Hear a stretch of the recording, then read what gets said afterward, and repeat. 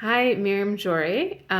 Today I wanted to ask you a question that I think that I wonder if most people of our of my generation at least that struggle with the idea of commitment and really being committed to somebody in a marriage and just really being committed to like anything.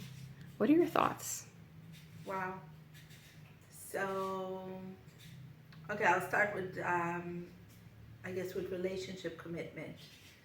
So I think it's like if you want somebody to be committed to you, then you need to commit to them, right? Because as long as you haven't tied the knot really, um, you could, like they could run away from you, right? Just like you could run away from them. Mm-hmm. So you really, like everybody wants to feel that feeling of security and serenity, knowing that their one is with them and is loyal to them. And so, like, maybe it's like I've heard this, like from multiple people who are afraid to commit because they've been burned in the past. So I think that it has to do, like in Judaism we have basically two terms that explain faith. One is faith, and one is, I mean, it's also in translate. It's called emunah and bitachon. Emunah is faith. I believe everything will be okay. But bitachon is that feeling of security and serenity. And we all want that feeling of security and serenity, but what can I do if that feeling of security and serenity has slipped out of my heart because something had happened to me in life?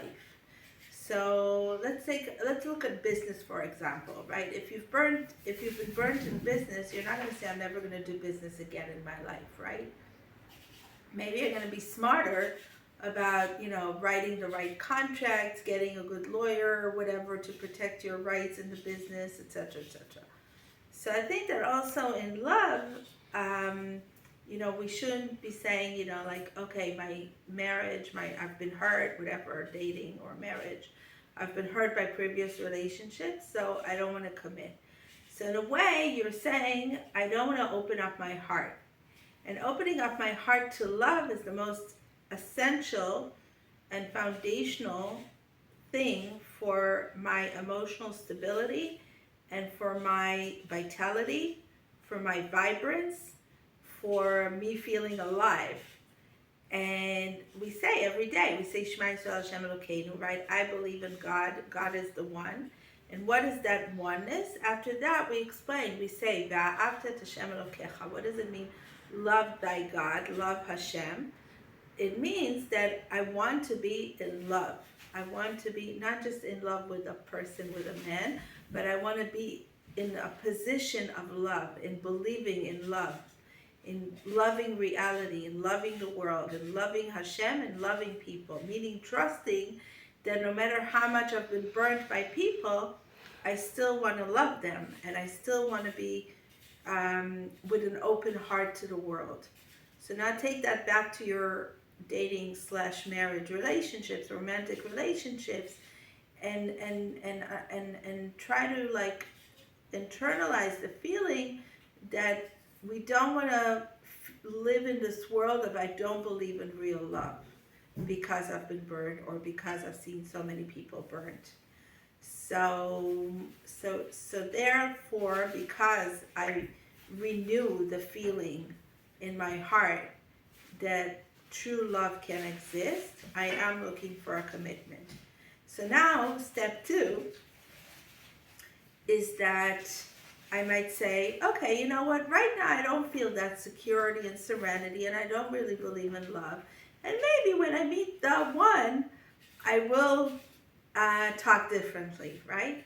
But then what really happens is that in a way, I feel like I attract a certain energy into my life. By putting that non-committed energy into the world and saying basically I just want to date and I just want to have fun, I'm putting out an energy into the world and I'm attracting the same kind of energy back into my life.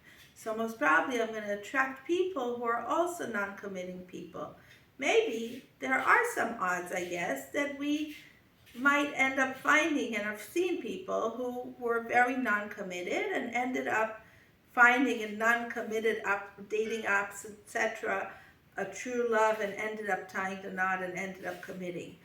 But mostly, what happens is that if you come into the dating world with that energy, and I've seen that, multiple times, much more times, let's put it this way, that if I come with that energy into the dating world, that I'm non-committed, most likely I will attract the same energy, the same kind of people into my life.